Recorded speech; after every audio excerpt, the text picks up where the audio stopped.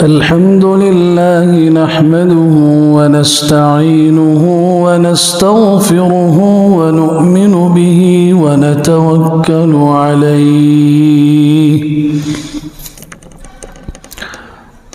ونعوذ بالله من شرور أنفسنا ومن سيئات أعمالنا من يهده الله فلا مضل له ومن يضلله فلا هادي له وأشهد أن لا إله إلا الله وحده لا شريك له وأشهد أن سيدنا ومولانا محمدا عبده ورسوله صلى الله تعالى عليه وعلى آله وصحبه وبارك وسلم تسليما كثيرا. أما بعد فأعوذ بالله من الشيطان الرجيم. بسم الله الرحمن الرحيم. وإذ قال إبراهيم رب اجعل هذا بلدا آمنا وارزق أهله من الثمرات من آمن منهم بالله واليوم الآخر. وقال سبحانه عز وجل وإذ قال إبراهيم رب اجعل هذا البلد آمنا واجنبني وبني أن نعبد الأصنام. وقال سبحانه ومن دخله كان آمنا. وقال عز وجل وهذا البلد الأمين. وقال سبحانه وإذ جعلنا البيت مثابة للناس وأمنا واتخذوا من مقام إبراهيم مصلى.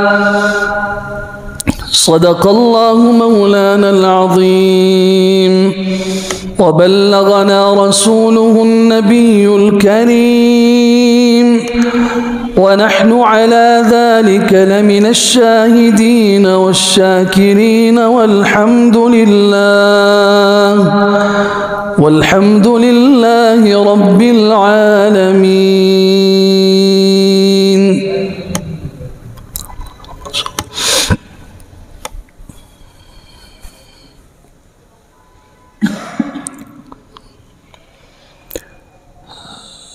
अज़ीज़ान मुहतरम, हज़रत इब्राहीम अलैहिस्सलातु वस्सलाम की दावत का ज़िक्र, कैसे उन्होंने अपनी माँ को दावत दी, अपने बाप को दावत दी, अपने ख़ानदान को, कौम को, और वक्त के जाबिर, ताकतवर, मुतलक़ुल अनान बादशाह नमरूद को दावत दी। इस पे गुज़िश्ता जुमा बात हुई थी। आज हम उन दुआओं का ज़िक्र करेंगे जो हज़रत इब्राहीम अलैहिस्सलातु वस्सलाम ने अपने रब से मांगी।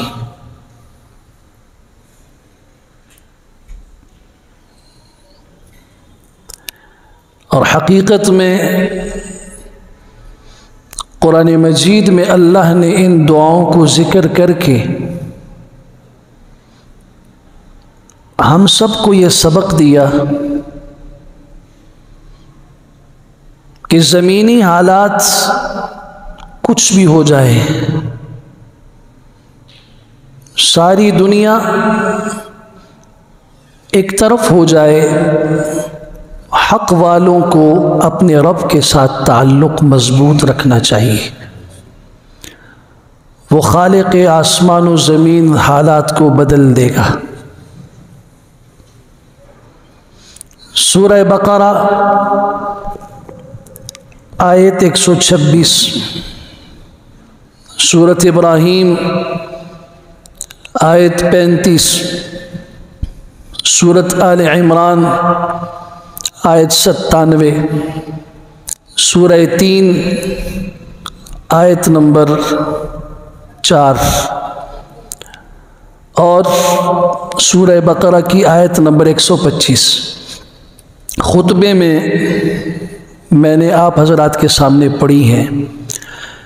इनमें अल्लाह ने हज़रत इब्राहीम अलैहिस्सलातु वस्सलाम की दुआ का भी ज़िक्र किया और उस दुआ को अल्लाह ने किस अंदाज से कबूल किया, अल्लाह ने उसका भी ज़िक्र फरमाया है।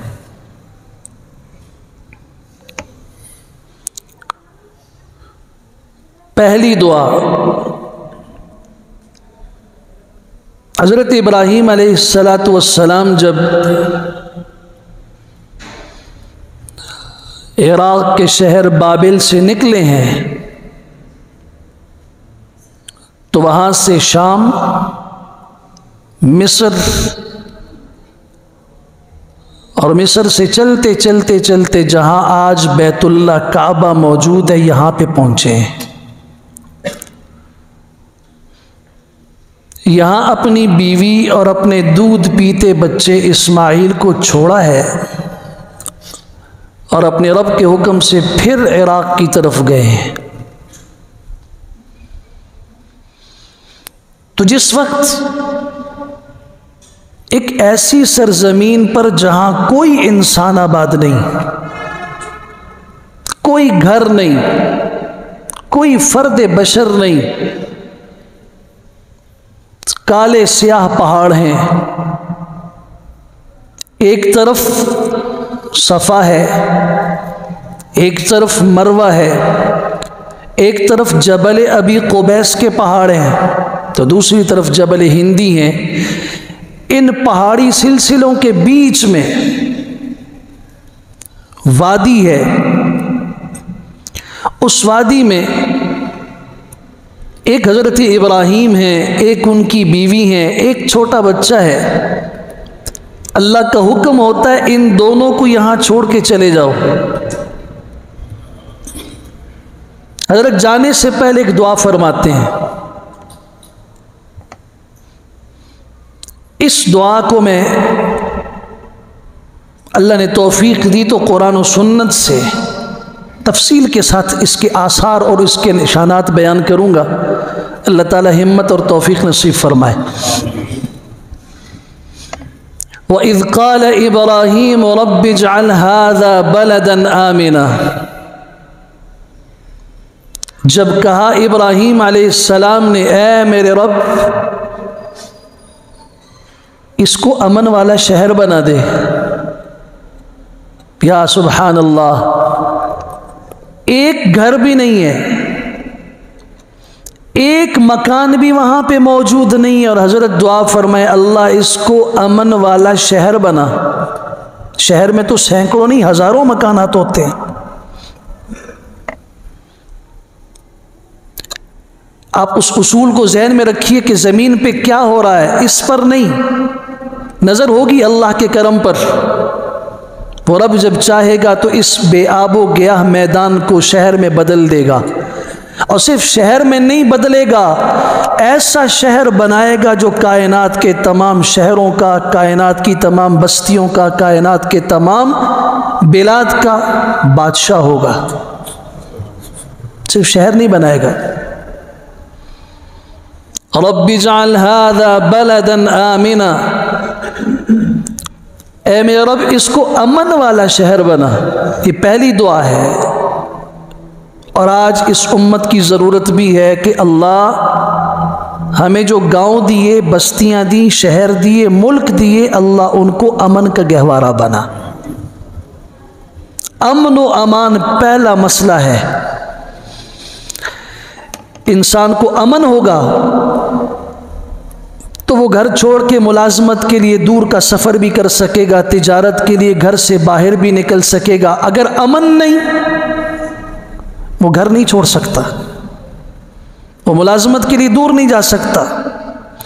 पड़ोसी को पड़ोसी से अमन ना हो, मोहल्ले वाले को मोहल्ले वाले से अमन ना हो, शहर में अमन व अमान ना हो, मुल्क में अमन व अमान ना हो, तो निज़ाम ज़िंदगी तबाह बर्बाद हो जाता है। कुरान सिखा रहा है, हज़रत इब्राहीम अलैहिस्सलाम ने दुआ फरमाई, अल्लाह इसको शहर भी बना, अमन वाला भी बना। यहाँ जो लफ्ज़ बलदन है ये नकिरा है, और अगर आप सूरह इब्राहीम की आयत 35 पढ़ेंगे तो वहाँ इन अल्फाज के साथ दुआ है, रब्बि जअल हाज़ल बलद आमिना। दोनों में फ़र्क ये है,